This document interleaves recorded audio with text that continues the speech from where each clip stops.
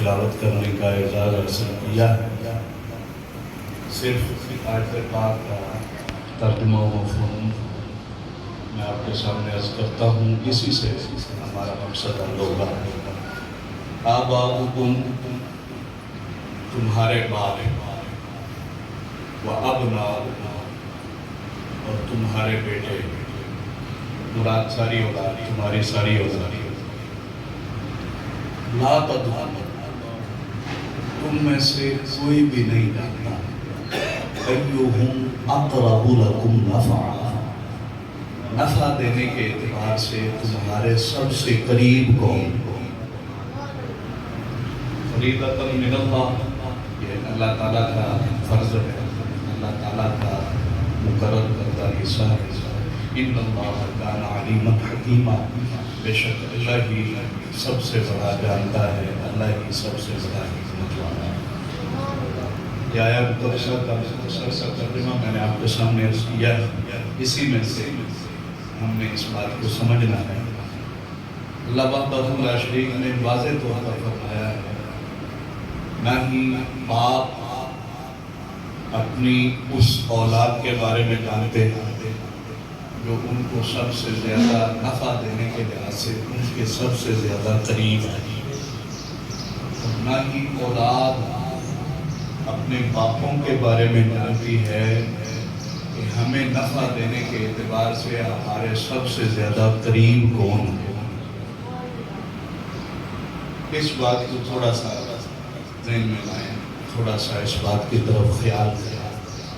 نفع جو قرآن مقدس بیان کرتا ہے وہ نفع دنیاوی منفعت نہیں ہے، وہ نفع دنیا نہیں ہے۔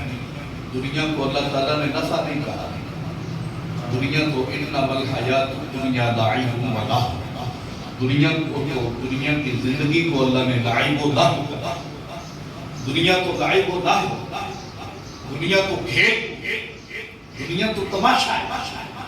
تو یہ دنیا نفع نہیں ہے اللہ کی بارگاہ میں، یہ دنیا قرآن کے حوالے سے نفع نہیں ہے۔ نفع کیا ہے؟ نہ ہی باپ جانتے ہیں کہ میری اولاد میرے لیے کتنی نفع کے اعتبار سے میرے کتنی قریب ہے، اور نہ ہی اولاد جانتی ہے کہ میرے والدین نفع کے لحاظ سے میرے کتنے قریب ہیں۔ یہ اللہ وحدہ لا شریک کے ساتھ کو جانتا ہے۔ لیکن یاد رکھیں، آج جب ہمارے طالب علم نے حافظ دعوت شریف قرآن مقدس یاد کیا، آج اس آیت مقدسہ سے جو نفع اللہ وحدہ لا شریک ہمیں سمجھانا چاہتا ہے اس کا پتہ ہے، اس کا علم۔ دعوت شریف کے والدین اس کے لیے نفع ہے۔ دعوت شریف اگر حافظ قرآن اپنے حفظ پر قائم رہتا ہے، یہ اپنے والدین کے لیے یہ باپ بھی اس بات کو جان لے کہ یہ ہمیشہ کے لیے دنیا میں بھی نفع مند ہے، مرنے کے بعد قبر میں بھی نفع مند ہے، حشر میں بھی نفع مند ہے۔ اور یہ اولاد بھی جان لے کہ جن کے والدین نے اتنا اہتمام کیا ہے حفظ قرآن کا، قرآن پاک کو یاد کرنا، انہوں نے بڑی محافظت کی ہے، بڑا لحاظ کیا ہے، چھٹیاں بند کی ہیں، گرمی سردی بارش ہر چیز کو برداشت کیا ہے، اور اپنے بچے کو اپنی نگرانی کے اندر، اپنی حفظ و امان کے اندر پوری دل جمی کے ساتھ اس کام کی طرف لگایا اور اس پر قائم رکھا، اس پر استقامت دلوائی۔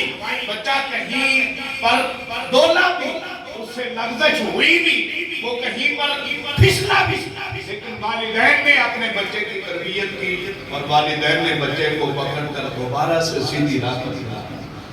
یہ والدین اپنے بچے کے لیے نفع بخش ہیں، اور یہ بچہ جب تک حفظ پر قائم رہے گا، حفظ کو یاد رکھے گا، یہ دنیا میں بھی آخرت میں بھی اپنے والدین کے لیے نفع ہوگا۔ یہی وہ باپ ہیں جو اپنی اولاد کے لیے نفع مند ہیں، یہی وہ اولادیں ہیں جو اپنے والدین کے لیے نفع مند ہیں۔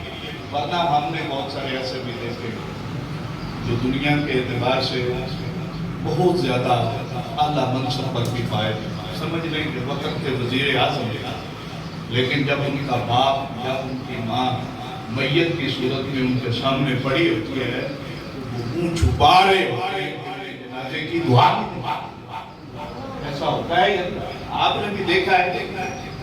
ایسے حالات کو دیکھا ہے کہ نہیں؟ دنیاوی اعتبار سے کوئی جاہ و جلال والا، کوئی بلند مرتبوں والا، دنیاوی اعتبار سے کوئی ڈاکٹر، کوئی انجینئر، کوئی بہت بڑے منصب پر فائد ہونے والا، وقت کا صدر، وزیر اعظم، سلطان، بادشاہ، اگر اسے اپنے ماں کو سامنے رکھ کر جنازے کی دعا بھی نہیں آتی ہے، اس سے بڑا فقیر اور محتاج اور اس اولاد نے اپنی ماں کو کیا نفع ہے؟ کوئی نفع جو پیچھے کھڑا ہو کر، جو امام کے پیچھے کھڑا ہو کر بھی جنازے کی دعا نہیں پڑھ سکتا ہے، اس نے اپنی ماں کو مرنے کے وقت کیا نفع دیا؟ کوئی نفع دے رہا ہے؟ کوئی مال و اسباب دے رہا ہے ماں کو؟ کوئی ماں کو پڑھ کر بخش رہا ہے؟ کچھ بھی نہیں کر رہا، یہ کوئی نفع نہیں ہے۔ اس کا انجینئر بن جانا، اس کا ڈاکٹر بن جانا، اس کا دنیاوی جاہ و جلال کے اعتبار سے سلطان بن جانا، اس کی ماں کو، اس کے باپ کو کوئی بھی نفع نہیں دینا۔